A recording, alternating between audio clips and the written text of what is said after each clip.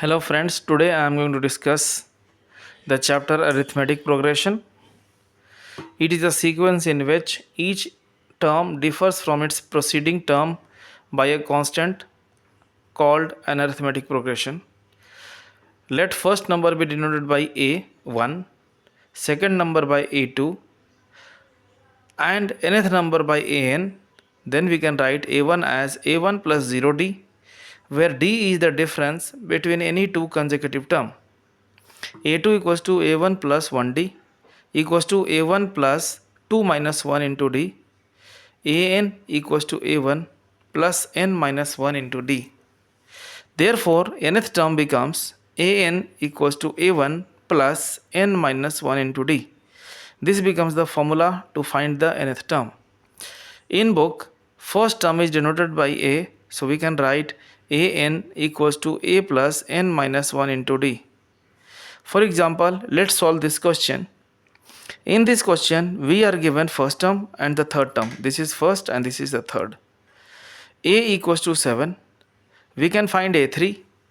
A3 equals to A plus 3 minus 1 multiply D equals A plus 2D.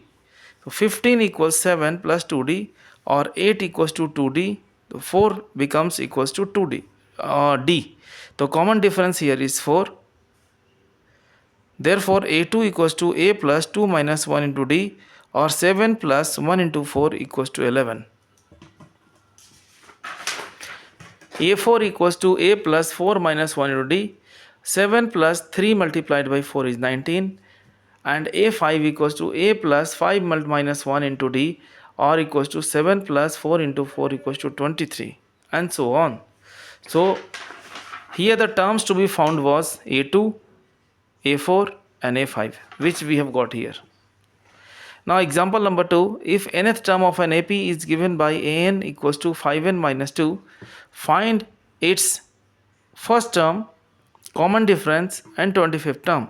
Here An equals to 5n minus 2, so by putting n equals to 1, we get A1 equals to 5 into 1 minus 2 is 3, A2 equals to 5 into 2 minus 2 is 8, and A3 equals to 5 into 3 minus 2 is 13. We can also get D, which is equals to 8 minus 3. You can see here 8 minus 3, which is A2 minus A1, and that is also again 13 minus 8, again it is 5, that is A3 minus A2. So here we can see that A2 minus A1 is equal to 5 equals to A3 minus A2. That is, difference between any two consecutive term is same. So A1 equals to A equals to 3, D equals to 5, and to find the 25th term we will take n equals to 25. So this becomes A25 equals to A plus 25 minus 1 into D, or 3 plus 24 into 5 equals to 123. We must note that to solve any questions, we need to find A, N and D in the progression. If we know them, then the questions can be solved easily. Now sum of terms of an arithmetic progression. Let A1 equals to A, A2 equals to A plus D, A3 equals to A plus 2D, and An equals to A plus n minus 1 to D. On adding them, we get Sn equals to A plus D plus A plus 2D dot dot dot up to An. An is A plus n minus 1 to D. And if I write this in reverse order, I will get Sn equals to An, this is the last term, An minus D. Now we have to subtract the difference, An minus 2D up to A. On adding all, A plus An here, A plus D, An minus D is here. In this way we will come to the last term and we will see this is again An plus A. So on the whole, the number of terms are n. So I have written here n. A plus An equals to 2Sn, or by bringing this 2 here, I can write Sn equals to n by 2 A plus An. Putting the value of An equals to A plus n minus 1 into D, we get Sn equals to n by 2 A plus n minus 1 into D, that is Sn equals to n by 2 2A plus n minus 1 into D. For example, find the sum of first 24 terms of the AP 5, 8, 11, 14. Here A is 5, D is 3, N is 24. So we can write the formula Sn equals to n by 2, 2a plus n minus 1 into d, or we can put the value n equals to 24 here. So this becomes 24 by 2 in bracket 2 into 5 plus 24 minus 1 into 3. So this becomes 12 in bracket 10 plus 69. If we add them 79 into 12, we will get 948. Therefore, sum of 24 terms is 948. How many terms of the AP 3, 5, 7, 9 dot dot dot must be added to get the sum 120?